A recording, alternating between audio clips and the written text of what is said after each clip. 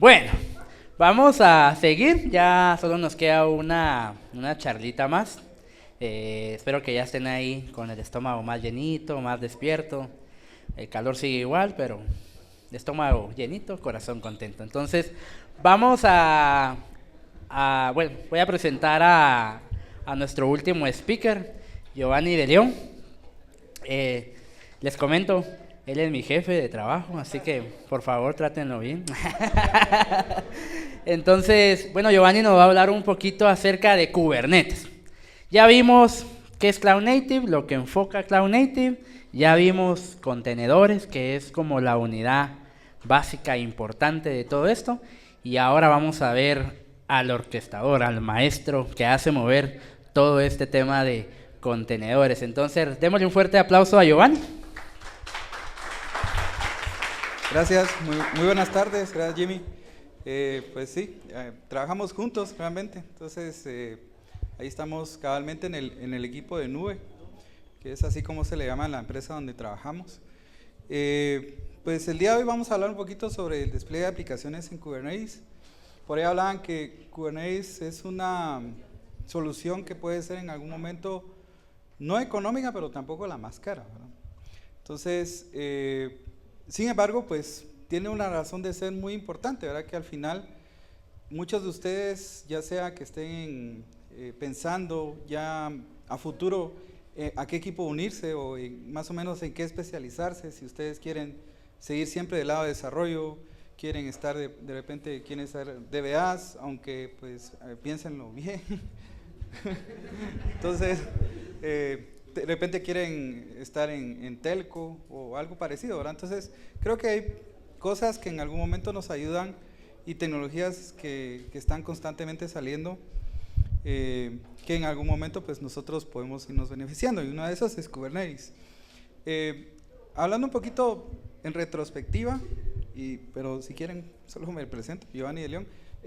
Mi puesto principal es Cloud Solution Architect en Plus TI. Soy co-líder también de la comunidad de Tech Community GT, y pues gracias también a la comunidad de CNCF por la invitación. Pues aquí estamos compartiendo un momento. Ahí me pueden seguir en GitHub como Yoa Free, y esa es mi página web. A veces publico más de algún artículo, entonces ahí con mucho gusto estoy a las órdenes, ¿verdad? Entonces, si ustedes no tienen GitHub, por favor, abran su perfil de GitHub, comiencen a subir sus proyectos ahí, versionenlos y trabajen en equipo también, que sirve mucho. Entonces, ya hablamos un poquito de contenedores, esto me lo voy a saltar porque creo que está por demás, pero me quiero centrar un poquito en un punto de los beneficios de contenedores, que es más que todo portabilidad. ¿Por qué portabilidad? Bueno, nosotros estamos desarrollando y trabajamos con orientación a contenerización, o sea, estamos trabajando pensando en que nuestra aplicación la vamos a contenerizar, es decir, vamos a incluir todo el segmento de librerías, frameworks, etcétera, en ese contenedor, en ese componente que vamos a generar. Nos da una mayor fiabilidad en cuanto a que funciona en nuestra computadora y probablemente va a funcionar bien en cualquier otro lugar. Ya, entonces aquello que sí funcionaba, disculpe Inge, en la entrega de los proyectos, ¿verdad? Entonces ahí nos podemos quitar un poquito esa parte. De igual forma, ya en el mundo laboral, los contenedores han venido a ser una tecnología muy buena a la hora de que nosotros estemos trabajando. Por ejemplo, ¿quiénes de ustedes han trabajado con SQL Server? Levanten la mano. Postgres, MySQL, ok. Y cuando ustedes comienzan a trabajar con Postgres, con MySQL, con SQL Server, cual otro gestor de base de datos, ¿qué es lo primero que hacen? Pues van, buscan la página, descargan el instalador, lo instalan en su máquina, tienen que hacer algunas configuraciones, usuarios, etcétera, y todo eso de repente les puede llevar unos 20, 30 minutos, y si pues están aprendiendo todavía, de repente un par de horas, ¿ya? En el caso de los contenedores, probablemente lo único que tienen que definir es el usuario y contraseña por defecto y en qué puerto quieren exponer ese servicio, por ejemplo de MySQL o de SQL Server. Y por supuesto el tiempo que tarde en descargarse, ¿verdad? Aquí pues yo creo que ya tenemos las velocidades suficientes para decir que en pocos minutos tenemos un contenedor listo y funcionando en nuestras computadoras, ¿ya? Yo me acuerdo cuando tenía 128 KB de internet, imagínense eso, ¿verdad? Y existía Ares, ¿verdad? Entonces, rememorando un poquito, ¿ya? Para los que son muy jóvenes, pues Ares era un programa P2P para compartir archivos, ¿verdad? ¿Ya? Entonces, eso. Entonces, ¿cómo hacer nuestro primer contenedor? Creo que por ahí lo vieron, no sé si... No. Bueno, ¿quiénes de ustedes han trabajado con .NET? .NET, no .NET Framework, .NET o .NET Core. Muy pocos. Va, quiero ver, ¿quiénes han trabajado con PHP? Sí, vamos a ver. Va, Java. Ahí hay un poquito más. Entonces, digamos, algún lenguaje que no mencioné con los que trabajan actualmente. Golang, Python, también, muy bien. Entonces, digamos, la mayoría de personas, la mayoría de ustedes, pues trabajan con alguna tecnología, ¿verdad? Entonces, al momento que nosotros trabajamos con una tecnología, generalmente nosotros vamos a generar nuestro aplicativo y luego de eso, pues nosotros nos vamos a orientar, bueno, este aplicativo ya funciona, se mira bien, etcétera, lo vamos a contenerizar, ¿ok?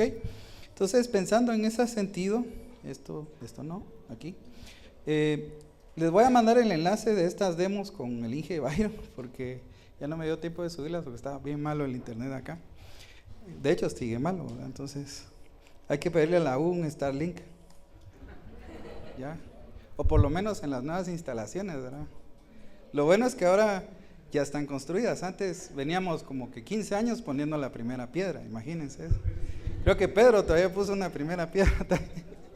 Entonces, sí, es cosas anecdóticas. Bueno, entonces vamos a crear un primer proyecto. ¿Quiénes de ustedes les gusta mucho utilizar la consola? O sea, directamente trabajar con comandos, etcétera. Esa forma de interactuar. No son muy, digámoslo así, de interfaz gráfica y... Muy bien. A mí también. O sea, realmente es más sencillo incluso en algunos casos. Entonces, generalmente cuando ustedes trabajan con .NET, ustedes pueden generar un proyecto simplemente utilizando el CLI de .NET Core. Ustedes lo instalan en Windows con el comando .NET New y el tipo de proyecto, por ejemplo, Blazor, y luego solo le ponen el nombre. Demo 4 le vamos a poner. Y con esto ya nos creó un proyecto inicial. Entonces, si yo voy acá al proyecto, yo veo un conjunto de archivos, veo que tenemos nuestro archivo program, tenemos aquí una serie de archivos también que hacen parte de nuestro proyecto Starter, incluso hay unas páginas. Este es un proyecto de Blazor, Blazor WebAssembly. Blazor es una tecnología de .NET que nos ayuda, digamos, a construir páginas, aplicaciones web, no páginas web, aplicaciones web. Hay una diferencia entre ambos. Entonces, vamos a ejecutarlo, ¿verdad? Demo 4. Dentro de un rato me voy a sentar porque si no, vamos a estar aquí parados un momento. ¿Dónde? Entonces ya con esto ejecutamos y levantamos. Así de fácil, tenemos un proyecto. ¿Por qué les explico esto? Porque para que lo vamos viendo paso a paso cómo podemos llevar esto a un contenedor y luego pues ya desplegarlo como un contenedor o bien desplegarlo en un orquestador. Probablemente se vaya un poquito de tiempo, lo que pasa es que todavía descarga librerías y algunas cosas. Entonces vamos a parar aquí y nos vamos a ir a otro proyecto. El proyecto 1 que tenía por acá, .NET Room, y lo tenía por acá, exacto. Entonces ya lo tenemos y aquí nos dice que nuestro proyecto está expuesto en el puerto 5193 y listo, ya tenemos una aplicación WebAssembly. Este es una plantilla que nosotros podemos ir utilizando. Ahora, ¿qué pasa? Que cuando nosotros queremos contenerizar nuestra aplicación utilizando, por ejemplo, algún container engine, como son los que hablaba hace un momento los compañeros. Docker Engine básicamente, o un motor de contenedores, nos permite, uno, crear un contenedor, lo podemos ejecutar, ¿ya? Y en algún momento lo podemos administrar. Entonces básicamente eso nos permite un Container Engine. Hay varios Containers Engine, ya como lo hablaron. Existe Docker, existe Postman, CRI-O, Containerd también. Entonces hay un montón. La razón de ser es que pues hay mejoras en cada uno de ellos en cuanto a la gestión de contenedores. Por ahí hablaban de que actualmente el Container Engine por defecto de Kubernetes es CRI-O, si no estoy mal. Pero también lo pueden cambiar, pueden usar Containerd, pueden utilizar Docker. Todo depende de en algún momento del expertise de los equipos incluso que vayan a gestionar eso. Entonces, aquí tengo un Dockerfile que básicamente es un archivo que nos indica el paso a paso de cómo se va a crear esta imagen, ¿ya? Cuando nosotros generamos un aplicativo, recordemos que hay dos formas en que un aplicativo funciona en dependencia de la tecnología. Están los aplicativos que se compilan, ¿verdad? ¿Y los otros cuáles son? Los que se interpretan, correcto. Entonces, ¿por qué? Porque partimos de que los que se compilan se generan, al final se genera un código binario, ¿verdad?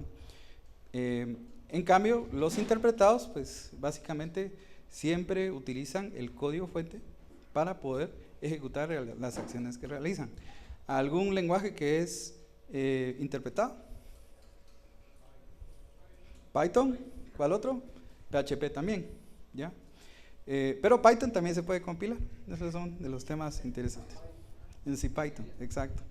Entonces, cosas interesantes. Entonces, ¿por qué les digo eso? Porque este archivo que ven acá, que se llama Dockerfile, nos permite especificar cuáles van a ser los pasos para poder contenerizar nuestra aplicación y luego, pues, simplemente eso. Ya, o sea, solo nos va a contenerizar, solo nos va a generar el contenedor de nuestra aplicación. En este caso es un Dockerfile multi-step. ¿Qué quiere decir? Que en la primera parte, de la línea 1 hasta la 5, lo que va a hacer es compilar. O sea, va a agarrar mi código fuente, lo va a compilar y luego el compilado resultante se lo manda al contenedor objetivo, que en este caso va a ser el contenedor final, donde ya va a estar solamente el runtime. El runtime es básicamente el programa que permite ejecutar mi programa, ¿ya? Entonces, haciendo esto, yo ya tendría mi primer contenedor. Vamos a hacer un Docker build. Creo que tengo aquí entre el history, el Docker build. Si no,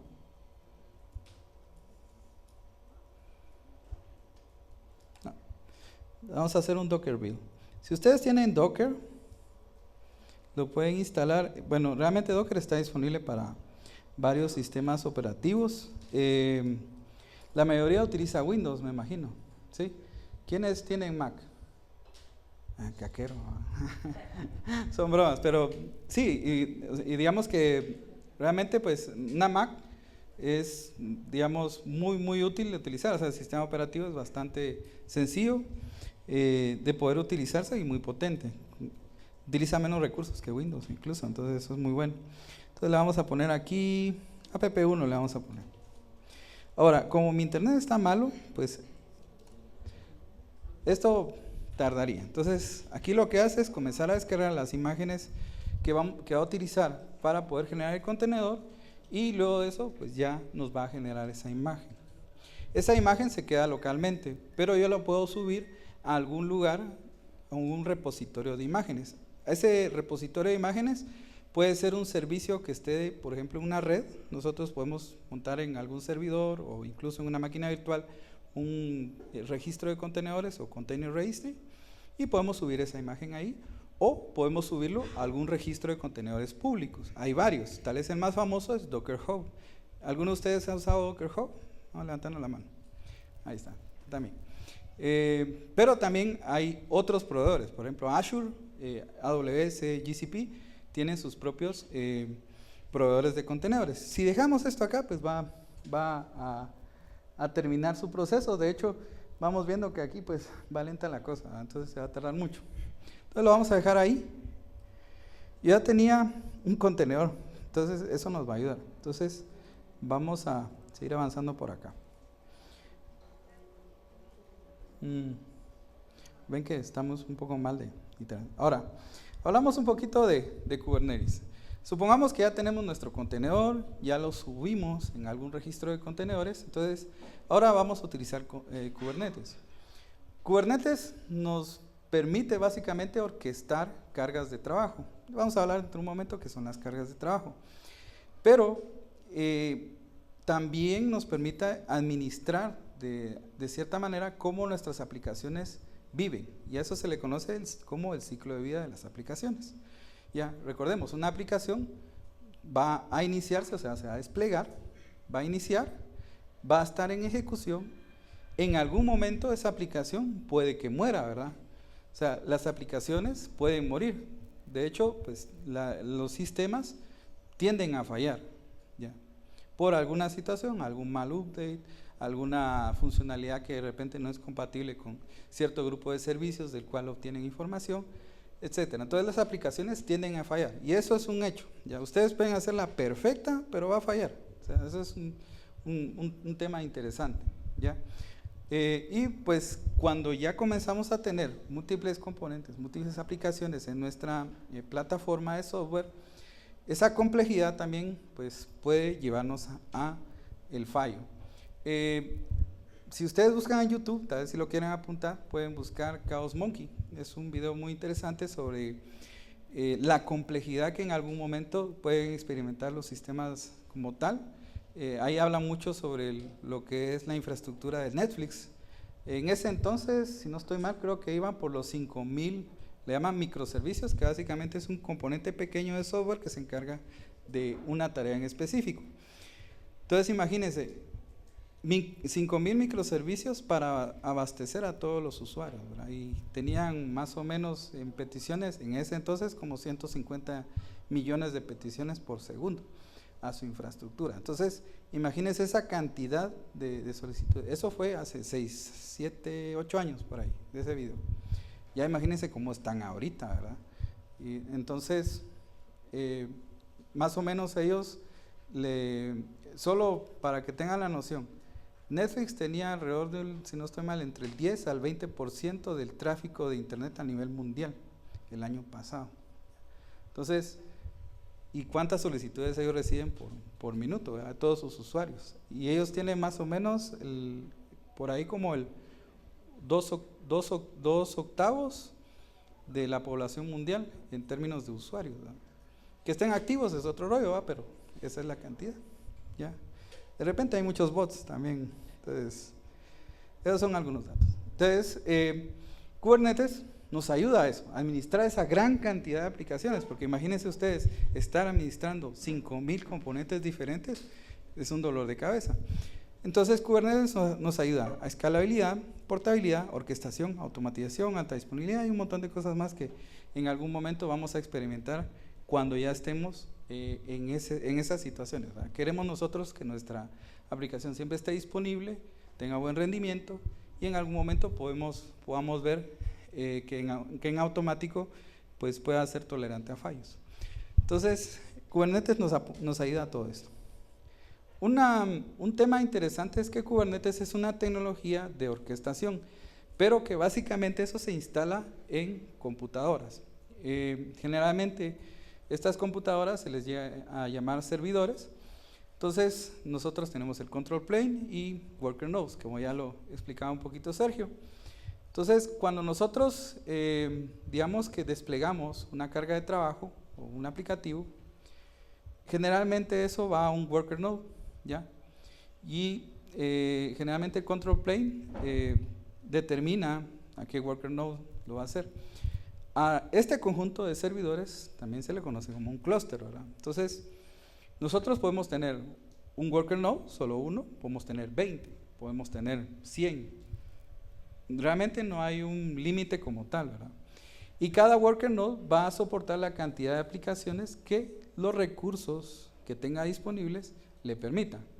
Ya, entonces, pensemos que un worker node es un servidor o su computadora portátil también, ya que incluso ustedes pueden instalar Kubernetes, por ejemplo, en máquinas virtuales, si utilizan algún gestor de máquinas virtuales en local, y ustedes lo pueden instalar. Si ustedes quieren tener Kubernetes, por ejemplo, y solamente tienen Docker, pueden utilizar, más adelante les voy a mostrar, pero es WSL, que significa Windows Subsystem Linux, para los que son usuarios de Windows, y desde ahí pueden instalar Minikube. Minikube es una versión de Kubernetes pequeña que básicamente les levanta un nodo, ¿ya? Un nodo de Kubernetes, y ahí ustedes pueden levantar sus cargas de trabajo, ¿ya?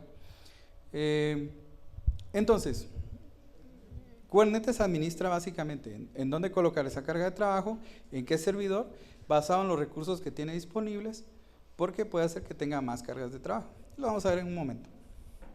Entonces, básicamente la arquitectura de Kubernetes se basa en una composición maestro-esclavo. Yo soy el maestro, le digo a los esclavos qué hacer. Todos los esclavos son los servidores, ¿ya? Ahora, en la comunidad hay un clavo con el tema del maestro-esclavo, ¿verdad? Por todo esto de lo políticamente correcto, ¿verdad? Entonces, incluso hasta GitHub ya le cambió a las ramas principales, ya no les pone master, ahora son main, ¿verdad? Entonces, para que vean ahí, sí. ¿Cómo? Black Matters, creo que era. Sí, por el Black Matters, por el tema de todos esos clavos que hubieron hace unos años con el tema de racismo y todo eso. Entonces, pero básicamente es eso, ¿verdad? Es maestro-esclavo el tema, ¿verdad? Entonces, o el dominante y el dominado, pues así.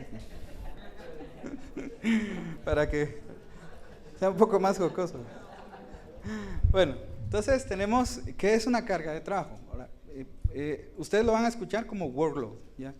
Entonces, una carga de trabajo hace referencia más que todo a las aplicaciones que son ejecutadas en una plataforma, ¿ya? Y que ofrece al usuario funcionalidades como por ejemplo la opción de no administrar cada uno de los contenedores o pods que vamos a tener. Entonces, en el caso de Kubernetes, esas cargas de trabajo van a ser administradas por la misma tecnología, y como les digo, administra todo el ciclo de vida, ¿ya? Ahora, en Kubernetes vamos a encontrar distintas cargas de trabajo, ¿ya? Algunas de esas cargas de trabajo las vamos a encontrar como pod, deployment, replica set, stateful set, daemon set, job y cron job. Probablemente solo vamos a llegar a algunos, ¿verdad? A ver el día de hoy, para que vean más o menos cómo funciona. Pero básicamente esas cargas de trabajo tienen alguna característica especial en cómo funcionan y para qué sirven, ¿ok? La unidad mínima que vamos a encontrar nosotros en Kubernetes se le conoce como pod, ¿ya? Un pod generalmente, por buenas prácticas, hace referencia a un contenedor, o sea, un aplicativo. Por buenas prácticas no se recomienda que un contenedor tenga más de una aplicación. Sí se puede, pero no es muy bueno. O sea que si yo tengo el frontend, por ejemplo, yo lo puedo contenerizar y puedo generar un pod. Entonces, un pod del frontend. Pero también los pods pueden ser multi-containers, pero eso es para otra plática, ¿verdad? Entonces, hagamos de cuenta por el momento que un pod es un contenedor, ¿ok? Los deployments, básicamente, es una carga de trabajo que me permite a mí administrar el ciclo de vida de pods, ya que se van a crear de manera automática, pero que aparte de eso tiene características en las cuales me permite administrar la escalabilidad y la disponibilidad, ¿ya? Entonces, ¿a qué me refiero con disponibilidad? Si por ejemplo viene un pod y por alguna razón se para y se detiene, Kubernetes automáticamente va a detectar que se detuvo y lo elimina, ¿ya? Pero el deployment, como detectó que él se eliminó ese pod, va a tratar de crear uno nuevo, ¿ya? Y eso es porque le dijimos, mira, tiene que haber por lo menos un pod del frontend, por ejemplo. Entonces el deployment se encarga de eso, ¿ya? Si le indicamos, mira, no, tiene que haber 5 réplicas, ¿ok? Entonces va a tratar de llevarlo a eso. También tenemos el replica set, que básicamente es un elemento que nos permite indicar cuántas réplicas va a haber de un aplicativo determinado. No sé si han escuchado el término stateless y stateful. Stateless y stateful, ¿no? Stateless se basa más que todo en aquellas aplicaciones que no tienen o no tienden a guardar información. Por ejemplo, un API, un REST API. ¿Ya? Ustedes vienen y le mandan una solicitud, ejecuta la solicitud, si tiene que ir a base de datos, trae la información y devuelve. Y ahí murió. ¿Ya? No almacena dentro de sí, o sea, esa aplicación, información. Entonces, a eso generalmente se le llama stateless.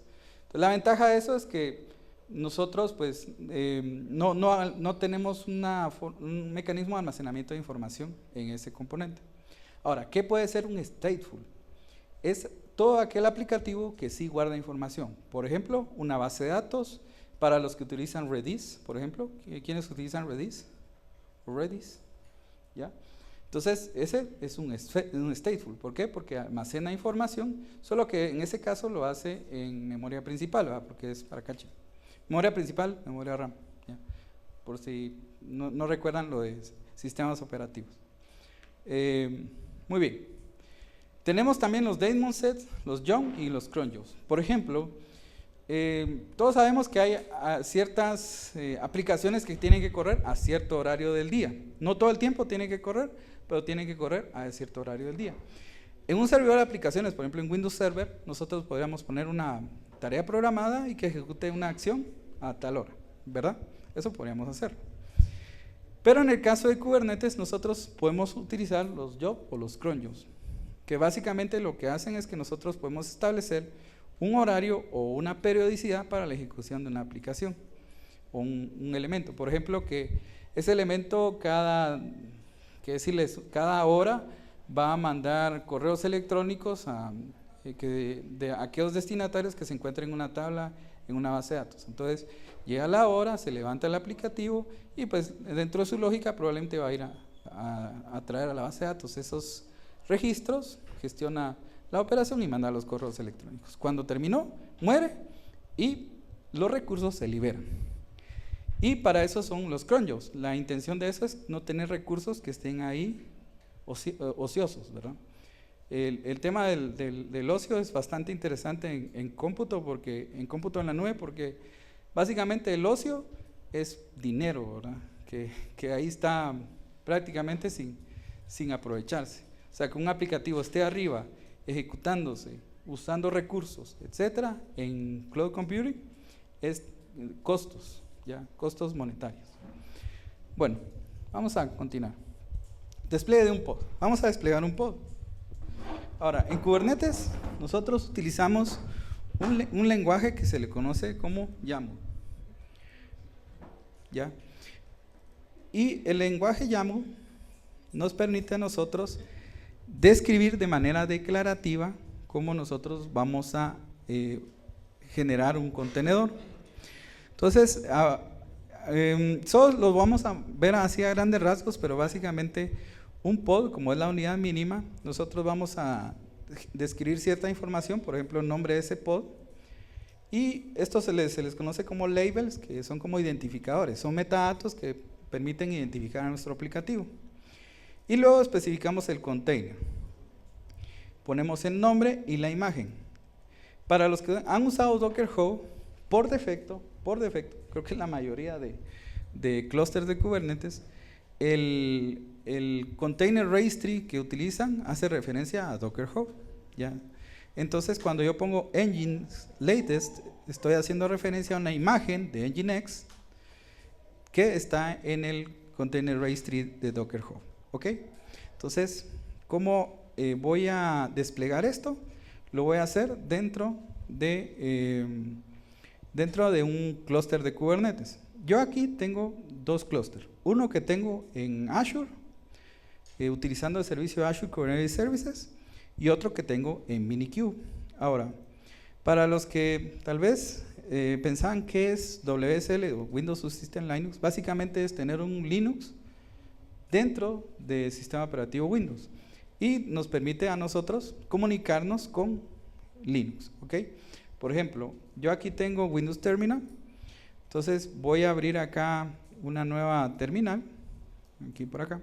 Entonces ven que dice Ubuntu. Entonces si yo le doy clic acá, ya estoy dentro de Ubuntu, ya, dentro de Windows. Pero no lo tengo como una, digamos que sí utiliza un concepto de máquina virtual, pero va un poquito más allá, ¿verdad? Entonces al final sí es como una máquina virtual, pero no tan así, está como un intermedio. Entonces yo, por ejemplo, aquí puedo utilizar los comandos generales, ¿verdad? Por ejemplo, htop, aquí puedo ver los recursos de mi máquina y si se dan cuenta hace referencia a los recursos de la lab, ¿ok? Entonces, como aquí estoy en WSL, yo levanté un minikube. Un minikube o minikube es básicamente un Kubernetes, solo que en local. Entonces, vamos a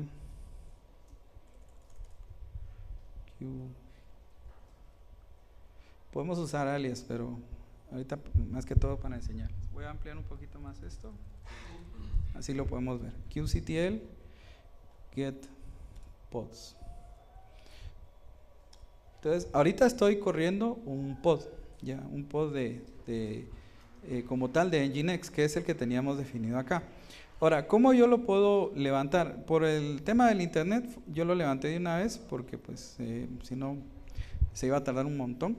Pero básicamente, como nosotros tenemos el archivo acá definido, podemos hacer lo siguiente: kubectl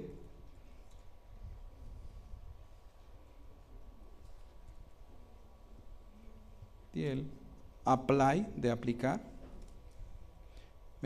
también podemos utilizar el comando create, pero vamos a utilizar apply. Y "-f", vamos a hacer referencia al archivo. Entonces, como yo estoy dentro de la carpeta demo2, yo solamente llamo al nombre del archivo, pod, así, "-f", y listo. Si se dan cuenta, me dice un change porque yo ya lo tengo desplegado. Entonces, yo lo tengo acá, está corriendo, ¿ok? Yo puedo ver incluso también los nodos que tengo disponibles. Recordemos, los nodos van a ser los workers, y los workers son básicamente servidores, ¿verdad? Entonces aquí solo tengo uno, ¿ok? Tengo este contenedor corriendo de Nginx y pues listo. Básicamente eso es desplegar un pod, ¿ya? Ahora, cosas que podemos hacer con un pod. Pensemos que pues, ese pod es nuestra aplicación y queremos pues, llegar a esa aplicación, ¿verdad? Entonces, para ello podemos utilizar otro componente que se conoce como un servicio. Entonces me voy a mover acá.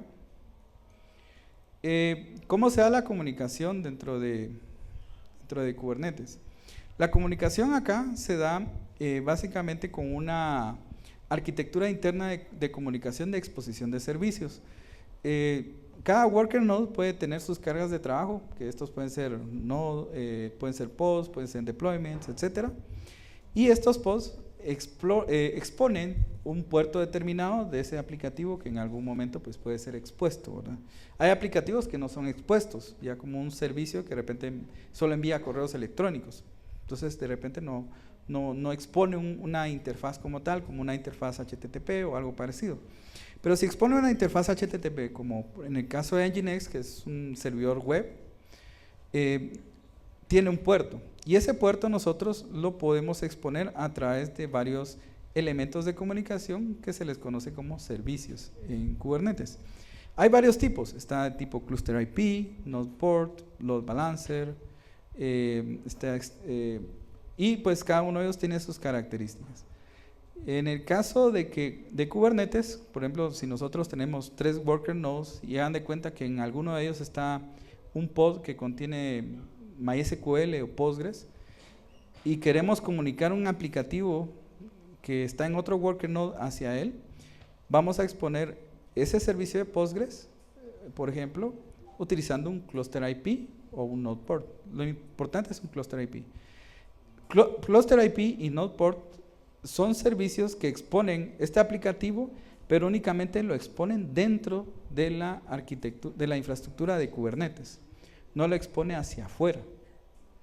Y eso es importante. ¿Por qué? Porque recordemos que tal vez no queremos exponer nuestra API hacia Internet, por ejemplo, ¿verdad?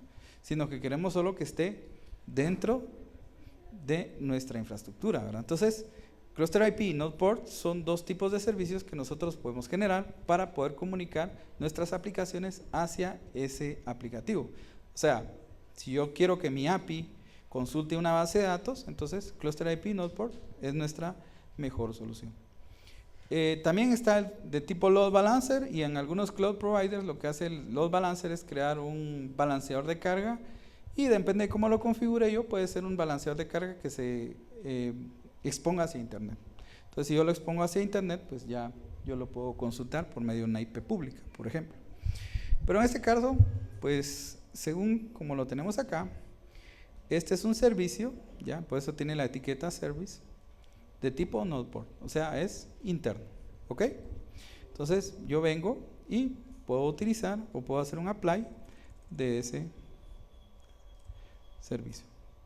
Entonces, ahora, yo veo acá que dice que no tiene ningún cambio. Ahora, como recordemos que acá hay tipos de servicios, ¿verdad? Entonces, hay tipos de cargas de trabajo.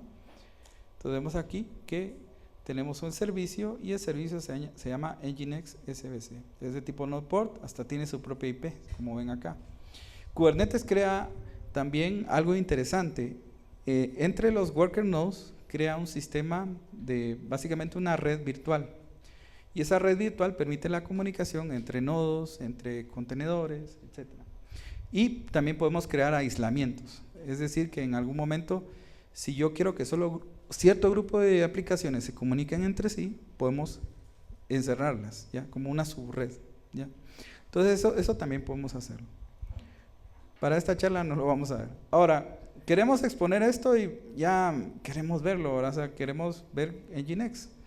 Entonces vamos a utilizar Minikube, como ese servicio está dentro del nodo, lo vamos a exponer hacia nuestro localhost.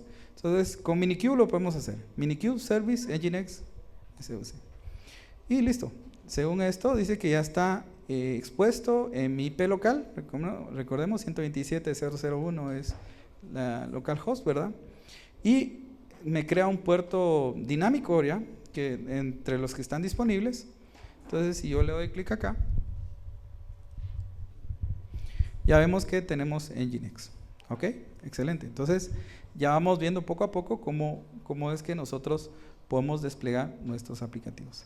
Ahora, yo voy a hacer algo que básicamente es un deployment, y es lo que en algún momento pues, nos puede ayudar mucho mejor a cómo gestionar nuestras aplicaciones. Vamos a eliminar el pod. ¿Ok? Entonces, ¿cómo se llama el pod? Eso es importante para eliminarlo. Nginx pod. Entonces, para eliminarlo utilizamos qctl delete. ¿Ok? Delete pod. Así. Y el nombre del pod. Listo. Lo estamos eliminando. ¿Ok? ¿Cómo lo estamos eliminando? Lógicamente ya no va a existir. Entonces, si vamos acá, dice que está vacío. ¿Ya? Ahora, ¿qué vamos a hacer? Vamos a desplegar un deployment. Entonces, un deployment, recordando, nos permite administrar el ciclo de vida de una aplicación, su disponibilidad y sus réplicas. ¿Ok? Entonces, ahora vamos a desplegar este. Voy a parar esto. Cuando yo doy control C, también la exposición de ese servicio para. Entonces, después lo vamos a retomar. Entonces, ahora vamos a aplicar el deployment. Listo. Ahora, estoy usando otra consola porque así me van viendo un poquito lo que estamos haciendo. Entonces, vamos a ver los pods. Y listo, se están creando. Entonces, estos se están creando. ¿Ok? Interesante porque ya están ejecutándose, ya están quedándose en running. Vamos aquí. Ya. Hay otro aplicativo para ver esto un poquito más gráfico, lo vamos a ver en un momento. Y listo, ya tenemos 3 réplicas. ¿Ya? Vamos a exponer nuestro servicio nuevamente. Ya, ahora está en un puerto diferente. Y vemos que nos está respondiendo. Ya, excelente. Yo podría eliminar alguno de esos pods y este se va a volver a crear. Ya, entonces tratémoslo de hacer. Vamos a eliminar, por ejemplo, este que tenemos aquí. Lo eliminamos Acordémonos del nombre, ¿verdad? Porque termina con DBNRS. Si se dan cuenta, la mayoría del nombre es igual. ¿Ya?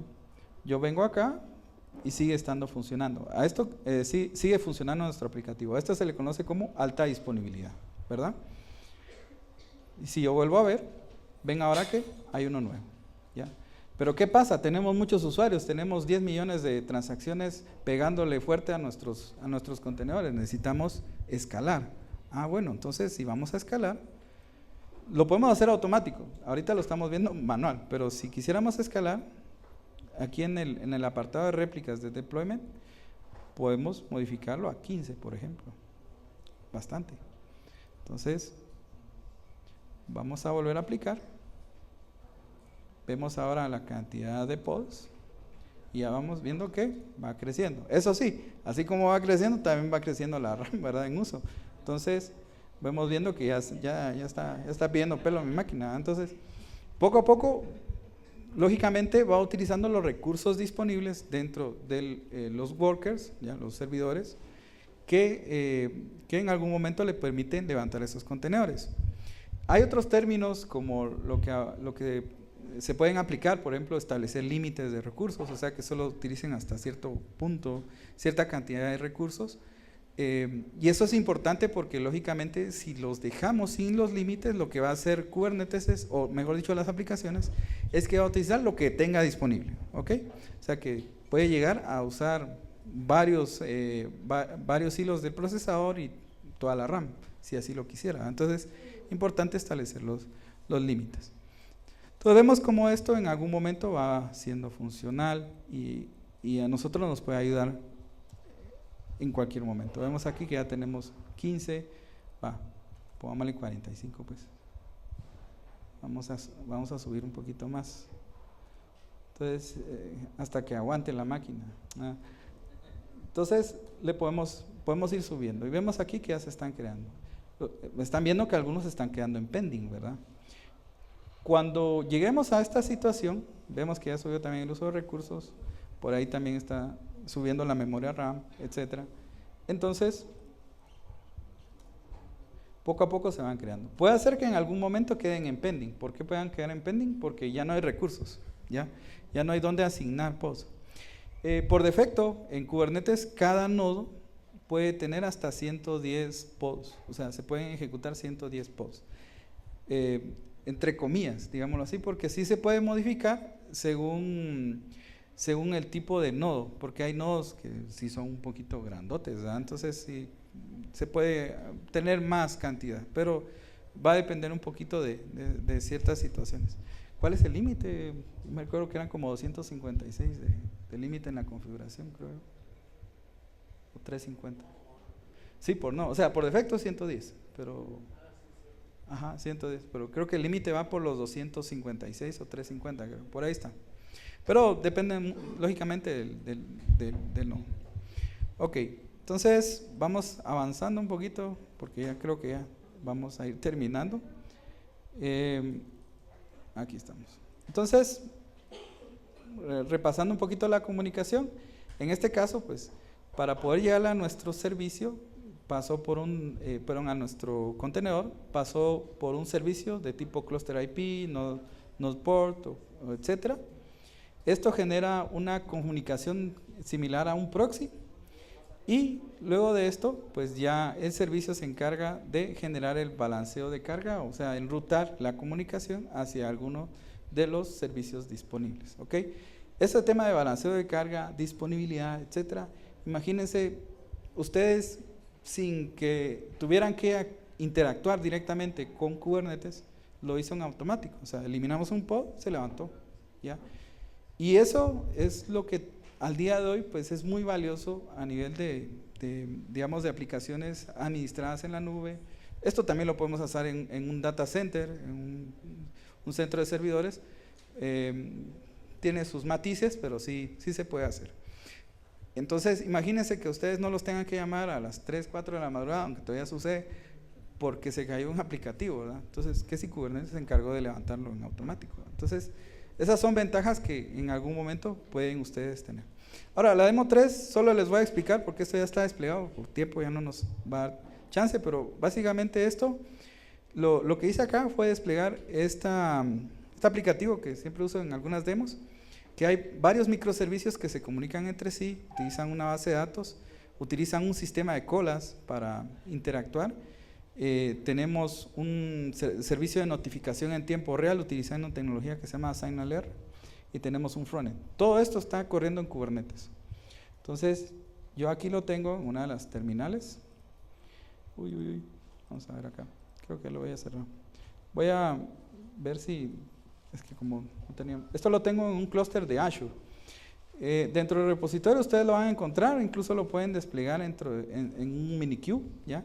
Pueden ir al apartado demo 3 y aquí van a encontrar todos los archivos YAML, los manifiestos de despliegue. Entonces aquí van a encontrar, por ejemplo, la base de datos que vamos a utilizar, cuál es el contenedor, incluso si se dan cuenta, de una vez establezco cuál va a ser la contraseña, etcétera, qué puerto va a utilizar, el servicio de Rabbit para el tema de gestión de colas, entre otros.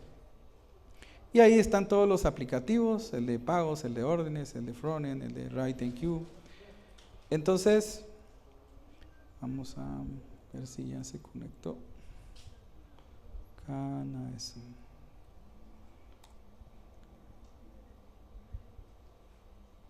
Vamos a ver si se logra conectar. Si no, lo vamos a ver dentro del portal de Azure.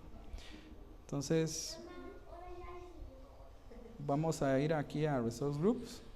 Yo aquí estoy en una cuenta personal de Azure, donde tengo un clúster de Kubernetes. En este clúster tengo 2 nodos.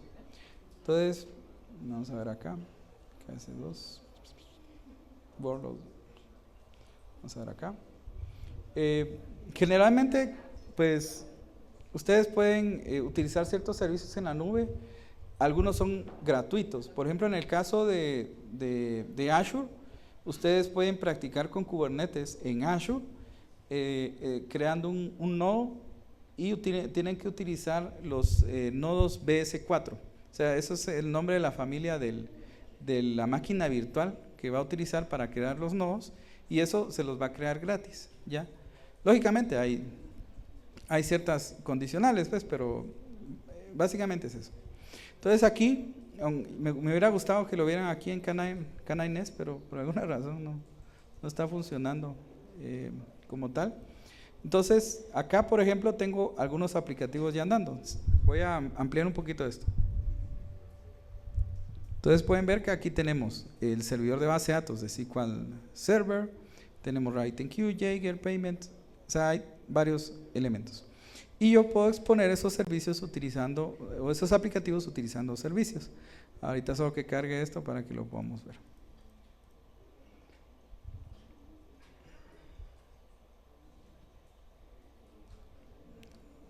Por eso, si en algún momento dan una charla, mejor graben sus charlas, o sea, por si las moscas. Ley de Murphy. Si algo puede pasar, va a pasar. Entonces, no necesariamente algo malo, ¿verdad? Entonces, bueno, entonces aquí vemos que yo tengo un balanceador de carga de tipo, tengo un servicio de tipo load balancer, y vemos que me creó una IP pública, ¿ya? Esto en nube, al final es un tema de hardware, ¿verdad? Es un balanceador de carga que comunica con los servidores, pero todo esto, imagínense, se configuró en automático. Yo no tuve que hacer más que, mira, desplegar esto. O sea, y esa es la potencia que en algún momento nos da Kubernetes y su implementación, lógicamente, en los diferentes gestores en los diferentes proveedores de nube. Entonces, por ejemplo, acá yo ya estoy entrando a RabbitMQ, yo puedo utilizar este otro para ir al frontend del aplicativo que tengo desplegado. Ya todo esto lo vamos a ver aquí en tiempo real. Solo que cargue. Bueno, yo puedo generar una orden que lo que hace esta aplicación es emular que se generó una orden. Yo le doy clic acá, vamos a ver si lo hace. Ahí está. Ya lo hace y en teoría pues debería notificarme. No me está notificando. Démosle chance. Y aquí puedo entrar con mi usuario, superusuario guest. ¿Ok? hay que darle chance porque como el internet está un poquito lento, entonces podemos generar otra orden y probablemente ya nos está mostrando acá. Vamos a ejecutar para que se generen 1000 órdenes. Entonces yo veo acá que ya está recibiendo tráfico RabbitMQ, o sea que ya por dentro ya las aplicaciones están comenzando a funcionar. Y en algún momento podría enfrentarse a la misma situación. Por ejemplo, aquí estamos emulando que se están generando transacciones, operaciones y todo eso. Si tuviéramos activado el escalamiento y todos esos elementos, nuestra infraestructura comenzaría a levantar o a crecer en automático, ¿ya? Si necesitamos más servicios de X o Y, si necesitamos en algún momento que necesitamos más nodos porque ya no tenemos, o sea, la cantidad de aplicativos que teníamos en inicio ya no son suficientes, van a comenzar a crecer. Entonces vemos acá que estamos teniendo un tráfico, estamos teniendo mensajes que se están encolando, como ven acá, y están cayendo, ahí vemos la cantidad. Entonces, bien interesante cómo esto en algún momento nos puede ayudar. Entonces, para ir terminando, pues, básicamente esta es la demo. Yo, como les digo, se los voy a enviar por medio del ingeniero Byron, un enlace para que ustedes puedan entrar al repositorio y puedan descargarla. Entonces, conclusiones y recomendaciones. Bueno, la primera conclusión es que es una tecnología que vale la pena aprender. O sea, eso es lo primero. Y como ustedes están en esa fase inicial, tal vez algunos ya tienen contacto con Kubernetes, pues es importante. O sea, al día de hoy hay mucho trabajo para temas de contenedores, etcétera. Incluso, pues yo los animo a que lo utilicen en su día a día. Si no lo utilizan, comiencen a aprender para que en algún momento les sea de utilidad. Y lo otro, recomendaciones también, que a pesar de que en la nube todos estos servicios los podemos ir creando a demanda y con un clic, básicamente, en algunos casos, también aprendan de las diferentes capas en cómo se gestiona la comunicación de nuestras aplicaciones y cómo intervienen. Por ejemplo, sabemos todos de que por medio de una red nosotros podemos comunicarnos con algún servicio que esté disponible en la red. ¿Ya? ¿Cómo funciona eso? Bueno, la comunicación es vía IP, utilizamos un puerto, etcétera. ¿Por qué razón? Porque en la nube, a pesar de que las cosas muchas veces son fáciles, también hay que tener estos conceptos muy fundamentados para que a la hora de que nosotros vengamos y hagamos una implementación, se nos sea fácil y sepamos bien cómo funciona nuestro aplicativo. No vaya a ser aquello que, por ejemplo, mira, es que no está funcionando, nos muestra un error 404. Eso es porque de repente tu aplicación no sirve y de repente un balanceador de carga o algo parecido no está funcionando, dejó de funcionar. Entonces la culpa es del desarrollador y probablemente es un tema de operaciones, ¿no? O al revés, ¿verdad? De repente puede ser un tema de la aplicación. Entonces, cosas que en algún momento son importantes que nosotros sepamos a la hora en que ya nos toque en el plano laboral. Entonces, solamente eso tenía para compartirles y pues muchas gracias. Pasen muy buena tarde.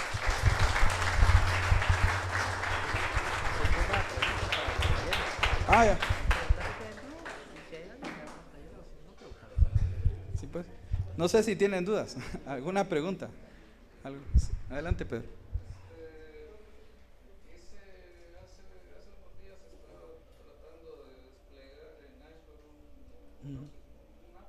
Ajá.